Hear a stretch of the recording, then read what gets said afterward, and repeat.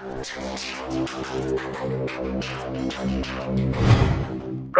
कमबख्त है जो बर्दाश्त करने के लिए पीता है? जब्त मैं करूं जिसकी दुनिया वीरान कर दी गई, और जब्त वो न करें जिनके सिर्फ शौक के बाद चाहत को ठेस लगी है। क्या मेरे पिता का खून बहाकर ही आप परम भक्त बने हैं? दादा जवाब दीजिए। इन पापियों का सर्वनाश करने के लिए ही भगवान ने दो बिछड़े हुए भाइयों को आज एक कर दिया है। आज इंडस्ट्री में भले ही 3 खान स्टार्स का बोलबाला है, मगर दिलीप कुमार हिंदी सिनेमा के पहले मशहूर खान थे, मोहम्मद यूसुफ खान। दिलीप कुमार नाम उन्हें मशहूर साहित्यकार भगवती चरण वर्मा ने दिया था। वो अपने समय की मशहूर तिकड़ी की एक कड़ी थे, जिनकी पहचान उनके गंभीर अभिनय से बनी। इसीलिए उन्हें ट्रेजेडी किंग का खिताब दिया गया। अपनी ठहरी और सधी हुई आवाज़ में जब वो बोलते तो उन्हें सुनने को हर कोई बेताब हो जाता। डायलॉग्स बोलते हुए हाथों का अलग ढंग से इस्तेमाल उनकी खासियत थी। वो ऐसे महान कलाकार थे जिनकी मेथड एक्टिंग से कितने ही बड़े बड़े कलाकार इंस्पायर हुए। कुछ एक ने तो सीधे सीधे उनकी नकल की।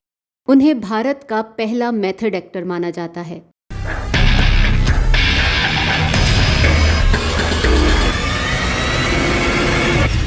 ग्यारह दिसंबर 1922 को पेशावर में जन्मे यूसुफ साहब का परिवार 1930 में मुंबई आ गया था। बाद में यूसुफ साहब पुणे चले गए और वहाँ की आर्मी कैंटीन में कुछ दिन काम किया, और जब कुछ पैसे इकट्ठे हो गए तो अपना खुद का फलों का काम शुरू किया। उन्हीं दिनों देविका रानी, जो बॉम्बे टॉकीज़ की सर्वे सर्वा थीं, उनसे किसी ने दिलीप कुमार को मिलवाया। जब वो यूसुफ साहब से मिली तो काफ़ी प्रभावित हुई और उन्हें बॉम्बे टॉकीज़ में 1250 रुपये महीने की तनख्वाह पर नौकरी दे दी। 1944 में उनकी पहली फिल्म आई ज्वार भाटा, और इसी फिल्म से उन्हें नाम मिला दिलीप कुमार। जब उन्होंने फिल्मों में कदम रखा था तो उन्हें एक्टिंग का अलिफ बे भी नहीं आता था, मगर उस समय के सुपरस्टार अशोक कुमार के नेचुरल एक्टिंग स्टाइल से वो बहुत प्रभावित हुए, और फिर धीरे धीरे वो उस मकाम पर पहुँचे जहाँ वो खुद एक इंस्टीट्यूशन बन गए। उनकी डायलॉग डिलीवरी का पोएटिक अंदाज, अब तमाशा देखती रही और इश्क नगमों का सहारा लेकर अपनी हद से आगे बढ़ गया। पॉजेस और एक गहरी चुप्पी जो देखने वालों को बोर नहीं करती थी बल्कि बांध कर रखती थी। जुगनू, शहीद, मेला जैसी फिल्मों ने दिलीप कुमार को पहचान दिलाई, पर जिस फिल्म ने उन्हें सुपरस्टार बनाया वो थी अंदाज। वो प्यार में असफल प्रेमी का ट्रैजिक रोल था, और इसके बाद ऐसे किरदार उनकी फिल्मों का हिस्सा बनने लगे। जोगन, बाबुल, दीदार, दाग और फिर देवदास, ऐसी फिल्मों ने उन्हें ट्रेजेडी किंग का खिताब दिला दिया। बेस्ट एक्टर कैटेगरी में पहला फिल्म फेयर अवार्ड पाने वाले भी दिलीप कुमार थे।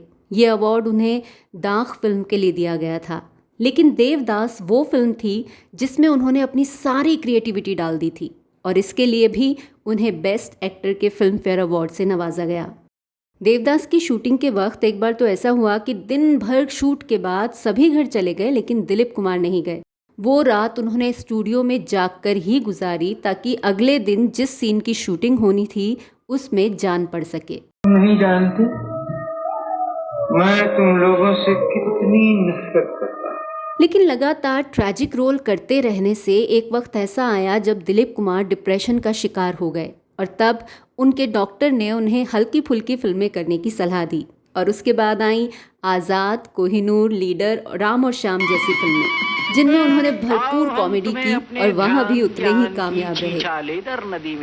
बिमल रॉय के साथ दिलीप कुमार ने यहूदी और मधुमती जैसी फिल्में की, और ये सभी फिल्में एक अलग ही मकाम रखती हैं। लेकिन उनकी सबसे यादगार फिल्म है मुग़ल आज़म। 1960 में आई के आसिफ की इस यादगार ऐतिहासिक फिल्म ने उन्हें शहजादा सलीम के रूप में अमर कर दिया। शहजादा सलीम के किरदार में हर रंग था। एक युवा शहजादा जिसके दिल में प्यार का सागर हिलोरे मार रहा था, पर उस प्यार को ना पाने की बेबसी, गुस्सा और दुनिया से टकरा जाने का जोश, विद्रोह, इन सभी भावनाओं को उन्होंने अपने अभिनय से जिंदा कर दिया। पर कि बुज़दिल लौंडी तो सलीम की महबूबा नहीं, तो एक झूठी कसम थी जो मेरा ईमान बदल गई। 1961 में दिलीप कुमार ने एक फिल्म का निर्माण किया। फिल्म थी गंगा जमुना, जिसमें उनके साथ उनके भाई नासिर खान भी थे। फिल्म बेहद सफल रही और इस फिल्म में उनके अभिनय की भी काफ़ी चर्चा हुई। उन्होंने इसमें अवधी और भोजपुरी भाषा में संवाद बोले थे। अरे बाह रे महारानी बाह, फोकट का माल लूट के लाई रही बजरिया से कहा। लेकिन गंगा जमुना के बाद दिलीप कुमार ने दोबारा किसी फिल्म का निर्माण नहीं किया।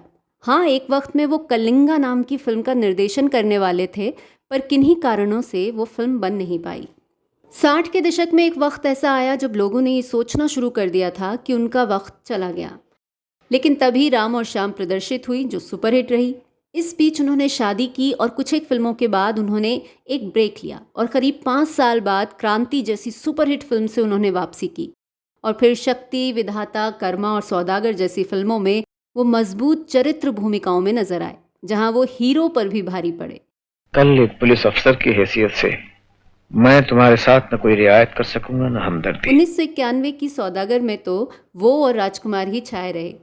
दिलीप कुमार की आखिरी फिल्म थी किला। इसके बाद उन्होंने फिल्मों से संन्यास ले लिया। दिलीप कुमार की एक्टिंग के साथ साथ उनके रोमांस के चर्चे भी हमेशा होते रहे। उनका पहला अफेयर रहा अभिनेत्री कामिनी कौशल के साथ। दोनों शादी भी करना चाहते थे, मगर कामिनी कौशल शादीशुदा थी। उनकी शादी एक तरह का सेक्रीफाइस थी। बच्चों की देखभाल के लिए उन्होंने अपनी बहन के पति से शादी की थी, मगर उस वक्त एक शादीशुदा औरत का दूसरी शादी करना, वो भी इंटरकास्ट मैरिज, एकदम नामुमकिन था। इसके बाद दिलीप कुमार का काफ़ी सीरियस अफेयर रहा मधुबाला के साथ, मगर वो रिश्ता जिद और अहम की भेंट चढ़ गया। इसके बारे में ज़्यादा जानना चाहें तो जो वीडियो अलग से बनाया गया है उसे देख सकते हैं। उसका लिंक डिस्क्रिप्शन बॉक्स में दिया गया है।